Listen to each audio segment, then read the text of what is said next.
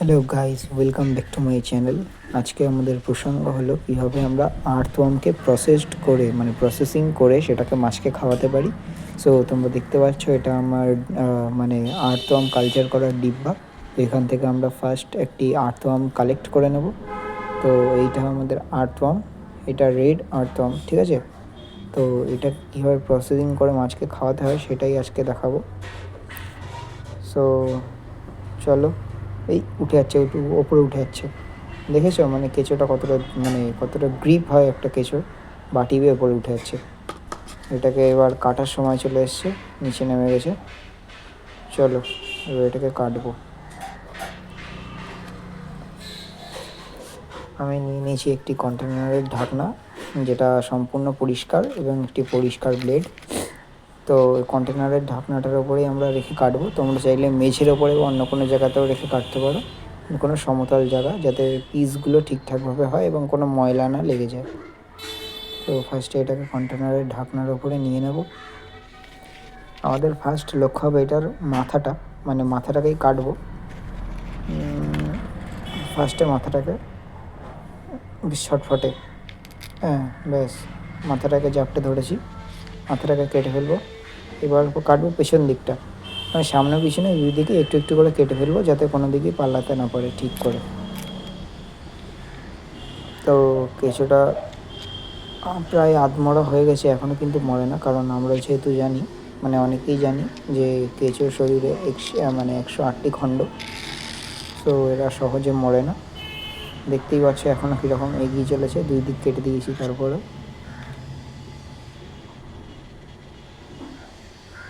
এবার দেখো, এই কেঁচো হচ্ছে, মানে যে পরিবেশে বড় হয়, কেঁচোর মধ্যে অত্যন্ত ময়লা থাকে, বা কেঁচোর যে পটিগুলো থাকে সেগুলোকে আমাদের বের করে নিতে হবে। এইভাবে চাপ দিয়ে, এক আঙুল দিয়ে ফার্স্টে চেপে ধরে আর এক আঙুল দিয়ে চাপ দিয়ে ওপরের দিকে ঠেলা দেবো।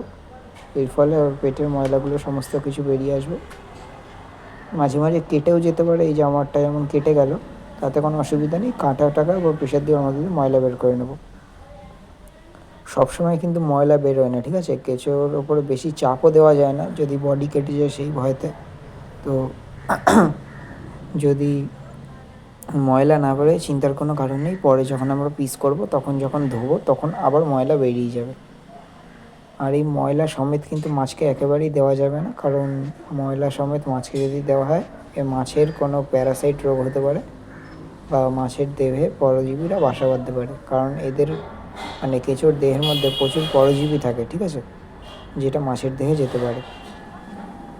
এর ফলে মাছের নানা রকম রোগ হতে হবে। দেখুন, এই যে একটুখানি পটি পাওয়া গেছে, ঠিক আছে, ফেলে দেবো। আর যেটা বলছি, সবাই নিজের নিজের মাছকে টিউবফ্লেক্স ওয়ার্ম, মাইক্রোওয়ার্ম, ডাফনিয়া ইত্যাদি ইত্যাদি খাওয়াতে ব্যস্ত থাকেন। তো যারা এইগুলো করেন তাদেরকে বলবো, আপনাদের মাছের জন্য আর্তওয়ার্ম হচ্ছে সবচাইতে বেস্ট। অনেকে ভাবেন আর্তওয়ার্ম খাওয়ালে মাছের রোগ হয়ে যাবে।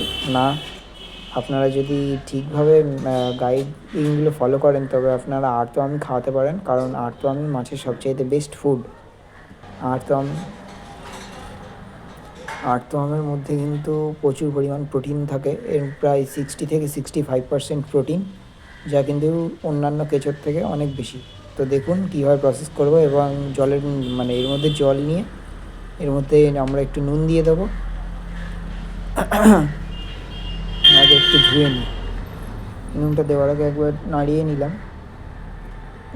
দেখুন কেঁচোর পটি কিন্তু একটু একটু করে ভেসে উঠেছে, আপনারা দেখতে পাচ্ছেন। সো জল ফেলে দিয়েছি, এবার আরেকটু জল দেবো, আবার ধুয়ে নেবো আরেকবার ভালো করে, যাতে পটিগুলো না থাকে।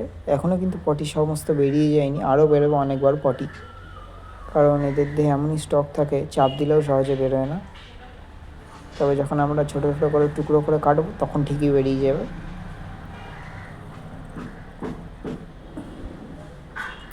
ব্যাস, জলটা ফেলে দেওয়া হয়ে গেছে। এই একটা পড়ে গেছে, তুলে নিই। আপনারা কিন্তু যখন জল ফেলবেন তখন কেয়ারফুলভাবে ফেলবেন, যেন কিছু না পড়ে যায়। তো এর মধ্যে এবার আমরা নুন দিয়ে দেবো একটু,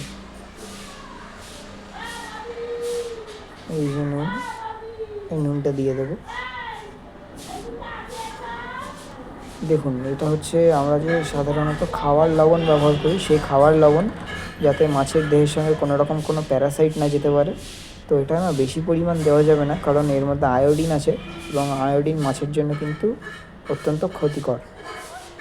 অতিরিক্ত পরিমাণ আয়োডিন বা মাত্রা অতিরিক্ত আয়োডিন মাছকে অকেজো করে দিতে পারে। সো আমরা এটাকে ধুয়ে নেবো ভালো করে, খুব ভালো করে, যেন নুনের একটা পরদও না যায়।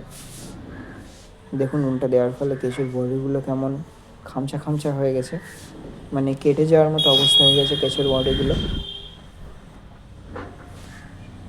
তো আমরা পরিষ্কার করে এটাকে ধুয়ে নিচ্ছি ভালো করে। দেখুন, আমাদের ধোয়া হয়ে গেছে। এবার যেটা করব আমি কিন্তু নুনটা দেওয়ার পর 3-4 বার ধুয়ে নিয়েছি। তো আমরা এবার যেটা করব, এইগুলোকে কাটবো। কেমনভাবে কাটবো সেটা আপনারা দেখুন। ফার্স্টে আরেকবার চাপ দেবো, যাতে এইগুলোর ভেতরে যদি আরও কোনো মানে পটিটা থাকে সেটা যাতে বেরিয়ে যায়।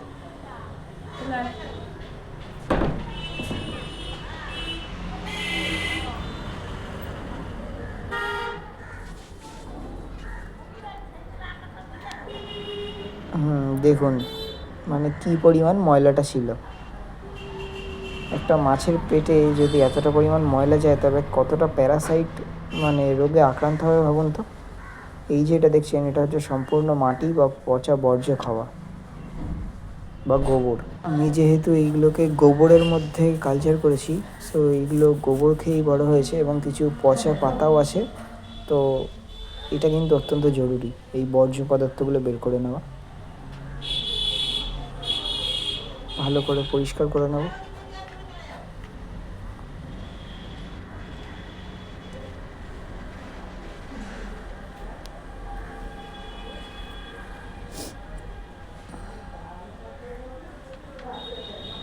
দেখুন, আরও কিন্তু বেরোচ্ছে।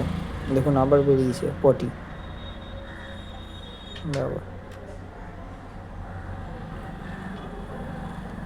আর আপনারা যখন কেঁচোটা চুজ করবেন না, তখন আপনাদেরকে বলবো, কেঁচোটা আপনারা কিন্তু প্রাপ্তবয়স্ক কেঁচো দেখে চুজ করবেন, মানে একটু বড় বা একটু মোটা ওরকম দেখে নেবেন। বাচ্চাদের নেবেন না, কারণ ওই বাচ্চাগুলো আরও বড় হবে, বড় হয়ে আরও বেশি পরিমাণ প্রোটিন উৎপাদন করবে, নিজের দেহ আরও বড় হবে। সো বাচ্চাগুলোকে চুজ করবেন না, বড়গুলোকে চুজ করুন। আর বাচ্চার থেকে বড়দের মানে শরীরে প্রোটিনের পরিমাণটা বেশি থাকে। দেখুন, এবার ভালো করে ধুয়ে নেওয়ার পালা, যাতে পেটে এক ফোঁটাও পটি না থাকে, সমস্তটাই যেন বেরিয়ে যায়।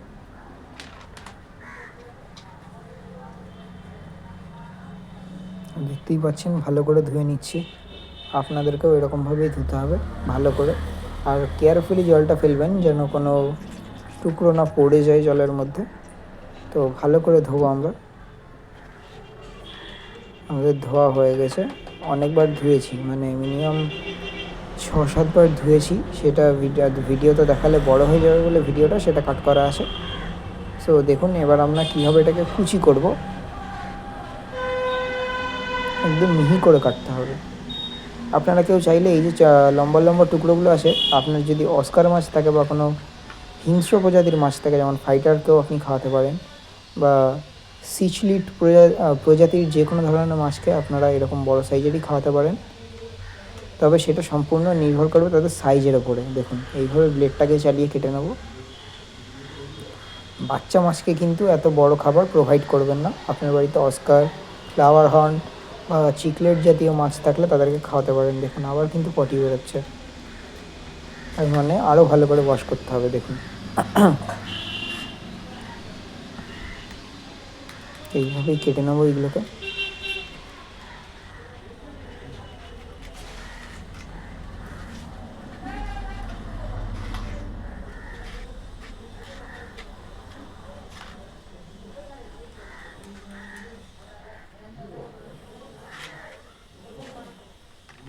আচ্ছা, দেখুন, আপনি যদি আপনার গাপ্পি বা মলি মাছকে এইগুলোকে খাওয়াতে চান, তবে সেক্ষেত্রে এইগুলোকে কিন্তু অত্যন্ত ছোট করে কাটতে হবে, যাতে তাদের মুখ দিয়ে সহজেই ঢোকে এবং হজম হয়। দেখুন কতটা ছোটোভাবে কাটবো। দেখুন এই যে সাইজটা দেখতে পাচ্ছেন, এটা আবার গাপ্পি বা মলি মাছের জন্য একদম আদর্শ সাইজ। সো এইভাবে গাপ্পি মলি মাছের জন্য কেটে নেবেন।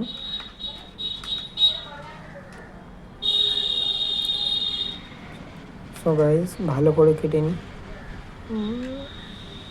আরও 1-2 পিস মতো আছে, না এখন অনেকটাই আছে।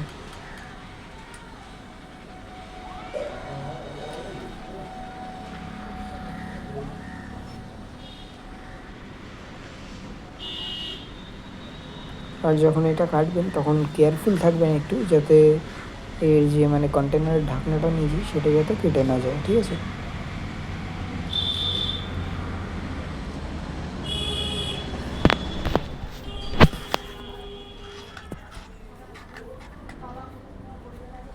সো পুরোটা কেটে নেওয়ার পর আবার দেখা হচ্ছে।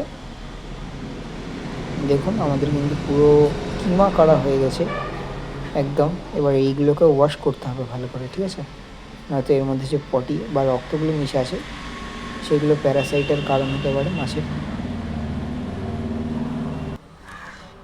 দেখুন আর কিন্তু লবণ দেবো না, আমাদের লবণ জলে ফার্স্টেই ওয়াশ করা হয়ে গেছে। এবার সাধারণ জল দিয়ে এগুলোকে ভালোভাবে ধুয়ে নেব, মানে 4-5 বার করে ধুলেই ভালো হবে।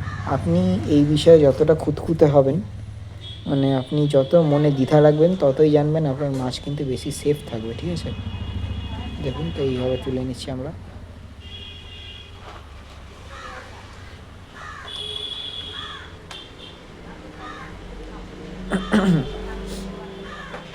তো সব বোধহয় তোলা হয়ে গেছে।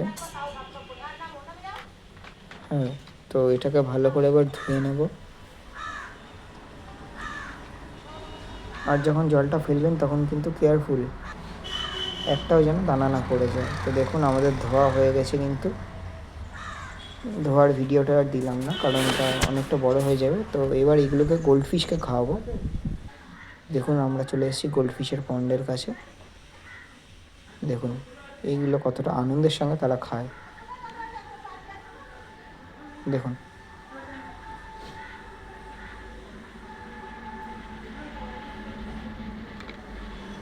আপনারা দেখতেই পাচ্ছেন কেমন গোল্ডফিশগুলো খাচ্ছে। এই যে বড় জাম্বো সাইজের গোল্ডফিশটা এখনও নিচেই রয়েছে, ওটা বেশ কিছুটা ভীতু মতো।